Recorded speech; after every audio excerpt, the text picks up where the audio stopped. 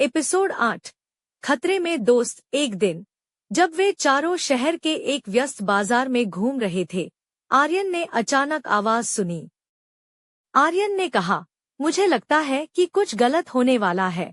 मुझे बहुत अजीब महसूस हो रहा है।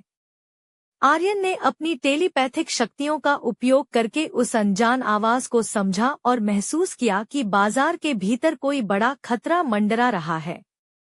वे चारों तुरंत खतरे के तरफ खोजने के लिए बाजार के अंदर के हिस्सों की ओर बढ़े। जैसे ही वे आगे बढ़े, उन्हें एक पुरानी, बंद पड़ी बिल्डिंग दिखाई दी। आर्यन ने अपनी टेलीपैथिक शक्तियों का उपयोग करके बिल्डिंग के भीतर की स्थिति को महसूस करने की कोशिश की। बिल्डिंग के भीतर उसे एक भयभीत बच्चे की मानसिक आवाज सुनाई दी, जो मदद की गुहार लगा रहा था। आर्यन ने रिया, रितिका और अमित को बताया, मुझे लगता है कि बिल्डिंग के अंदर कोई बच्चा फंसा हुआ है और उसे हमारी मदद की जरूरत है। वे सभी चारों बिल्डिंग के अंदर गए और देखा कि एक छोटा बच्चा फंसा हुआ है और रो रहा है।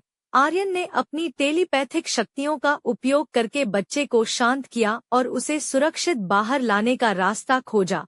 रिया, रितिका और अमित ने भी मिलकर उसकी मदद की। जैसे ही वे बच्चे को बाहर निकाल रहे थे, बिल्डिंग में एक और बड़ा धमाका हुआ, जिससे वे चारों फंस गए। आर्यन ने अपनी टेलीपैथिक शक्तियों का उपयोग करके बाहर निकलने का रास्ता ढूंढने की कोशिश की, लेकिन स्थिति बहुत गंभीर थी। आर्यन ने महसूस किया कि उसकी एक और शक्ति जाग रही है। उसने ध्यान केंद्रित किया और अचानक वह और उसके दोस्त टेलीपोर्ट होकर सुरक्षित स्थान पर पहुंच गए। यह नई टेलीपोर्टेशन शक्ति आर्यन के लिए एक और चमत्कार थी। बच्चे को सुरक्षित बाहर लाने के बाद उन्होंने महसूस किया कि आर्यन की नई शक्तियां वास्तव में कितनी महत्वपूर्ण हैं, और उन्होंने आर्यन की सहायता के लिए उसे धन्यवाद दिया। आर्यन ने समझा कि उसकी टेलीपैथिक और टेलीपोर्टेशन शक्तियां न केवल मनुष्यों के लिए, बल्कि किसी भी जीव के लिए उपयोगी हो सकती हैं।